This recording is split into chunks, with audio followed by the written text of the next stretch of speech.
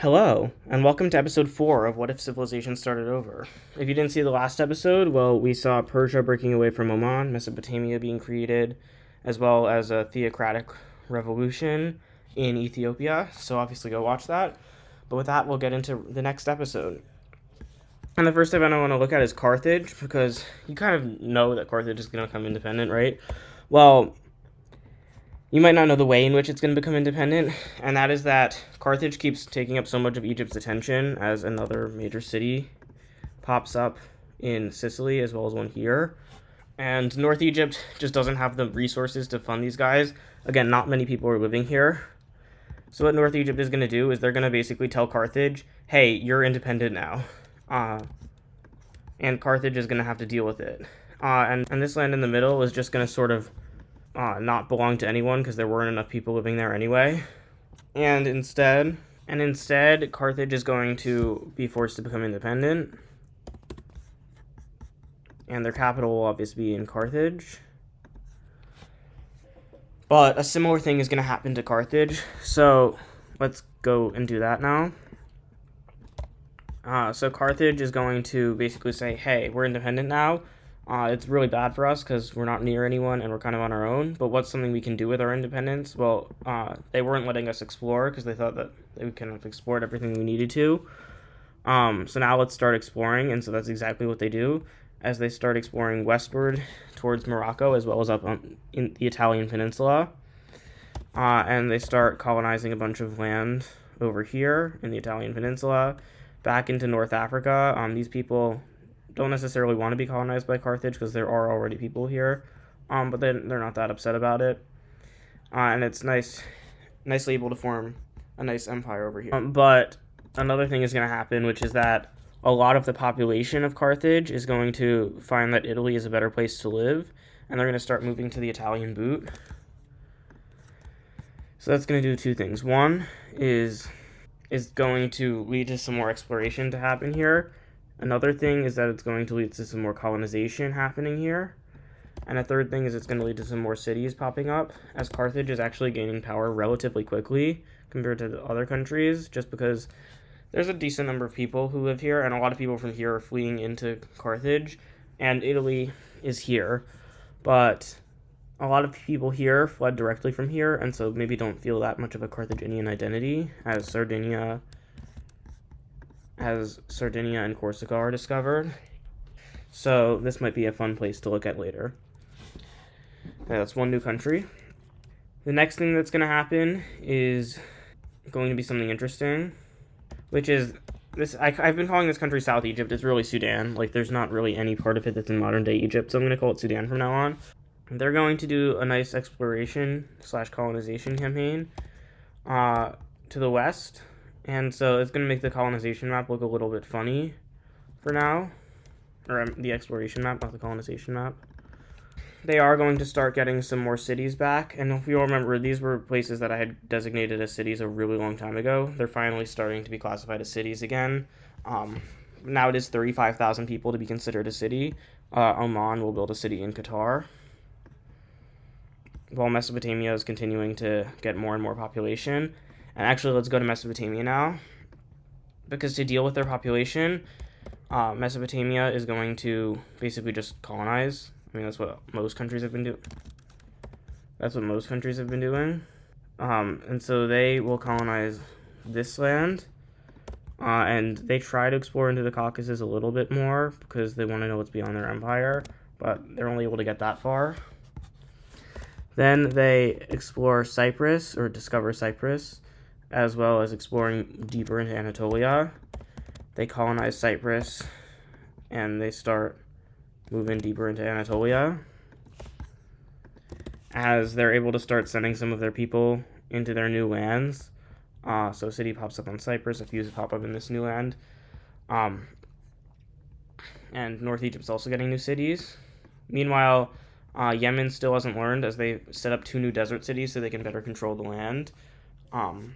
But the desert people now have a lot of people here who don't really like being part of Yemen, and this is going to lead to a rebellion.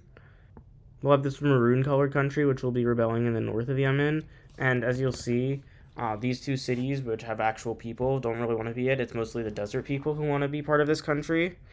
And of course, Yemen hasn't changed at all. So they're going to be invading into this desert country, which I guess I will call Mecca, or because I think they have the holy cities of Islam in their country, but obviously they're not holy cities in this series.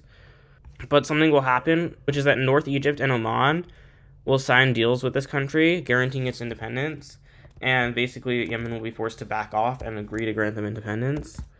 So we have our first country that's not named after a real-life country, unless you count Mesopotamia and Persia and Carthage, which are all just old names for real-life countries.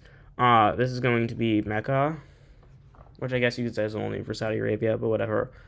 And they are guaranteed by North Egypt and Oman. Speaking of North Egypt, they're kind of regretting giving up Carthage, and so they kind of want to get it back. And so they're sending some troops westward, and eventually they meet up where Carthage is colonized to, and they basically say, "Hey, Carthage, great news. We're letting you back in." And Carthage's like, "Actually, I don't really want you anymore. I'm independent now. I don't need you." And North Egypt will basically say, "Sorry, but no." And they will begin invading into Carthage. They expect this not to take long, because why would it? As Carthage has a much weaker military than North Egypt. But they do have all this Italian land to pull from. So as North Egypt starts getting into the city of Carthage proper, the king of Carthage decides that he's going to retreat to Italy, specifically to the most Carthaginian city in Italy, which is this one. And that retreat is enough of a morale loss for Carthage that the city falls. And with that, North Egypt is like, "Hey, we don't actually need Italy," and they just sort of take Carthage. And so Carthage has now been taken back. But if you'll remember, these guys don't really like being a part of Carthage. And so just when the king of Carthage, who's now the king of Sicily, thought he was done, he's not. As a dark green rebellion will take place in most of Italy, as Italy will rebel away from Sicily. And they will make their capital here, and Sicily kind of just has to let it happen because they know, the king of Sicily knows that the king of Egypt is coming for him. And he keeps trying to advocate for Carthage to rebel against North Egypt, but while that's happening, he might as well colonize these two islands that he discovered. And a lot of people who are fleeing both this and this, who were still loyal to the old king, will come to his empire, so they'll build 4 new cities. Meanwhile, Egypt will build 2 new cities to facilitate the transfer of goods over to Carthage. And Egypt is definitely the most powerful country in the world at this point. Now we're going to go to Persia, where we're going to go to the religion layer, because a new religion is about to form. Unlike the red religion, which has like a prophet, this religion kind of just was already existent, but it's sort of starting to become organized. And Persia had no official state religion, so this is perfectly legal. But it's going to spread pretty fast, like within a generation, which is probably the length of each of these videos at this point. Actually, no. I'd say each of these videos is still like 50 to 100 years. But within a generation, Persia has this much of the green religion in them. And actually, Oman is starting to get taken over by the green religion, the capital region of Oman, as well as like some random areas in Mesopotamia have this green religion. It kind of already existed, but it's sort of starting to become more formalized, as a guy from this city declares himself like the main king of this. So as you can see, it's a pretty big religion. Not as big as the red religion, but still pretty big. And these guys will keep this religion, but Persia will say this is enough, because the leader of this religion is sort of starting to get power-hungry ideas. And so the king will make this religion illegal, as an attempt to like wipe it out from his borders. And he'll actually start being successful, as a lot of people will be forced to convert to a different religion. Any other religion is illegal. There's no state religion. You just can't be this religion. But the leader of this religion will say, no, instead of doing that, let's fight back. And I think they're going to be purple as they begin to rebel from Persia. And what they're expecting is they're expecting Oman and Mesopotamia, who have ties to this religion, to help them out. But instead, Oman and Mesopotamia, although they don't want to suppress the religion the way Persia does, are kind of afraid of it becoming too theocratic and becoming too big of a thing because they are secular monarchies. And so they actually send aid to Persia. And that basically means that this rebellion gets quelled pretty quickly. But the leader of this religion has fled. And which country has he fled to? He hasn't actually fled to any country. Instead, he flees over to the east. And he tells all of his followers, hey, let's come east and found a new country based on this religion. And it's kind of inspired by Ethiopia, which is a theocracy. If we look at the ideology layer, it's a theocracy. Anyway, so a new country will be founded, and this will basically be India. Or I guess you could say Pakistan is a better name for this country. And it's basically a theocracy on the basis of the green religion. So as you can see, their ideology is here, and obviously this was founded by a bunch of people who were fleeing, so a lot of cities are going to pop up pretty much overnight. They're just going to have to found a bunch of cities. Let's turn off the ideologies. And their capital city is going to be this one, because it's like just the city they chose. I mean, it was the first that was founded, but like, yeah, they were all founded within like 10 years of each other, as these guys drove out all of the people of that religion. This religion doesn't have much to do with exploring, but the leader of this religion, who's obviously a theocrat, wants to do some exploring to the east, because he thinks that if they can just conquer all of the east, they're going to be the most powerful, and the religion will actually win out. At least that's their idea. So we'll see how well that goes for them, but for now, they explore a little bit more. While Persia also wants to do some exploration to counter this new religious threat, and so they do. And both countries will be able to build new cities. Okay, back to Carthage, because just in case you thought they were done, they're not. These guys have been calling for Carthage to gain their independence, and Carthage has actually listened. Unfortunately for these guys, Carthage doesn't want to join up with them. They want to be their own thing. And Carthage will declare their independence again, but this time with an actual army, since Egypt had armies stationed here. And their entire Carthage corps had basically switched sides, and that's bad for Egypt. And it's been about a century since these guys got reconquered, and so this is like the grandson of the king who actually fled. But obviously Egypt is going to do this, and Sicily will help out Carthage. They land troops in Carthage, and I think they're helping out Carthage to gain independence and reunite. But Carthage is like, we've been under these guys for 100 years. We don't really want to be with you. So Carthage will let these guys invade. And basically they let their entire country be taken over. So these guys can start pushing out Egypt, because Sicily is actually quite strong, especially with Carthaginian help. And they might even be helped by Italy, because these guys have better relations now.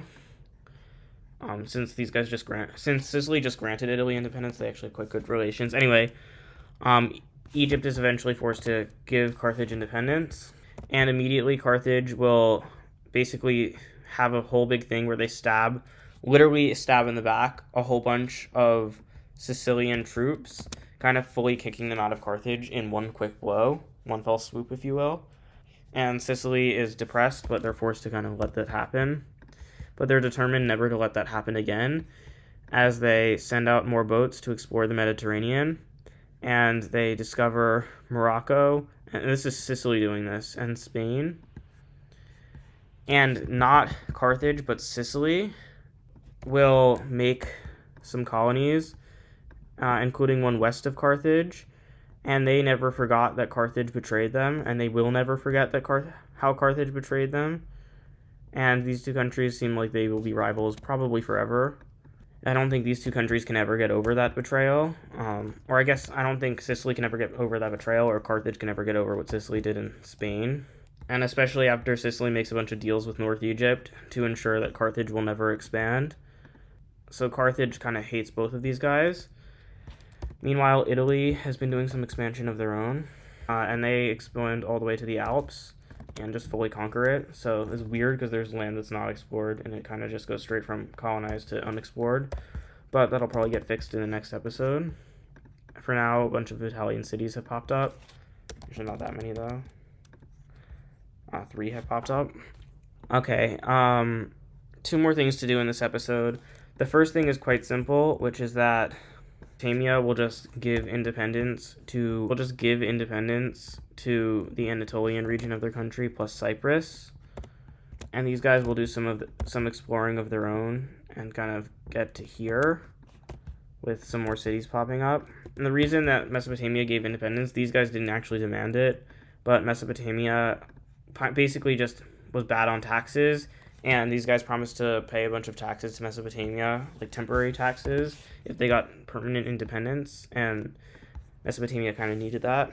One last thing for this episode, or no, actually, 2 more things are going to happen in this episode. I promise that's it. The desert country will the desert country will betray one of its backers, because Mesopotamia, who just got a bunch of money, more money than they thought from Anatolian independence, paid them to. But with this, North Egypt will tell Yemen, hey, invade the desert country, and Yemen was waiting for the trigger for a century, and they are ready to take the desert country. However, Oman was ready to take out Yemen, and this is a whole big mess. And in this whole big mess, Persia basically takes this land from Oman, and Oman is kind of like, fine, but you have to pay us for it. So that's nice. But just in case you thought this wasn't bad enough, these guys see that Oman is in the middle of a rebellion, and they start funding their own rebellion. And this religion has started spreading within Oman, so that it's like pretty much the majority of religion within Oman is the Indian religion, which could be pretty bad for Oman if the peasants ever try to revolt. And that's exactly what India makes happen, as all of these areas revolt, as well as these areas. Pretty much literally all of the areas outside of India that are part of the Green Religion revolt, which adds another front to the war. And Oman's capital has been taken, so for now they're going to take refuge in Qatar. But obviously they're not going to be able to hold the front against Yemen. And these guys make their capital in the old capital of Oman, which is kind of symbolic, and that's kind of why they did it.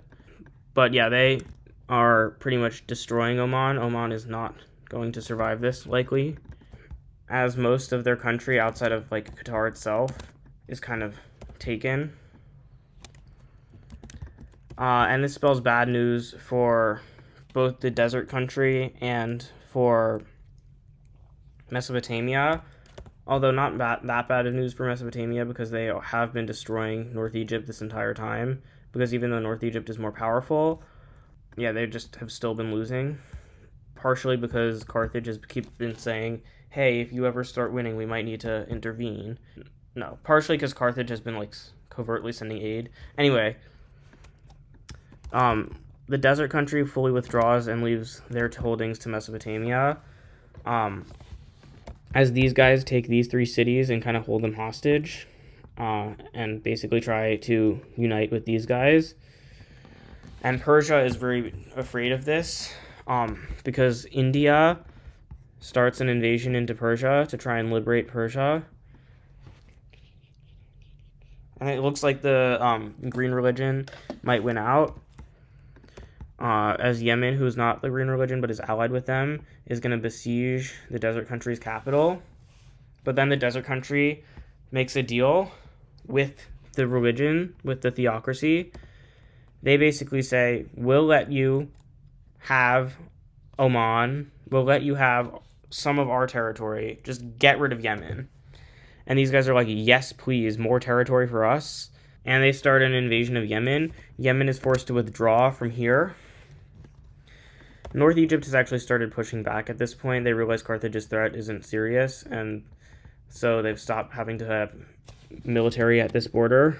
But Mesopotamia isn't messing around, so it seems like North Egypt is going to have to concede some territory, but that's not the main front of this war anymore. India is completely demolishing Persia, so that might be interesting, but Mesopotamia is starting to send aid as they start crushing this rebellion, like they just did there. Qatar is managing to hold out, but it looks like they are going to not be able to. But Yemen is actually pretty much winning completely. against these guys. Also, Socotra, you might notice, is still in control of Qatar. That's going to be important soon. But Yemen is completely dominating their religion. It turns out these guys were not prepared. As a counterinsurgency starts happening against the religion, or yeah, I'm just going to call it the theocracy, as Qatari people who are not of this religion start rising up against the green religion, and now it looks like the theocracy might be doomed. These guys fully agree to not be rebellious anymore, and Mesopotamia finally signs a peace deal with North Egypt, taking pretty much the land to the border with actual Egypt, proving they are now the most powerful country in the world. And as the most powerful country in the world, they do not want the three theocracies to take over them. So they basically, first of all, they start aiding Persia. And with this aid, Persia is able to quite easily push back India until they get to like a stalemate, which is pretty much at their original border. And then Mesopotamia starts sending troops into the theocracy. The theocracy is doing pretty well against Qatar, but Mesopotamia basically brokers a peace deal. So let's see what that looks like. So this is the deal these guys come up with, and these guys just agree to go back to their original border. And then the last thing I have to say before we end the episode is that these are actually people from this country who are not of this religion who agreed to move. So now these two are religiously neutral. So with that, thank you for watching, and I'll see you in the next one. Bye.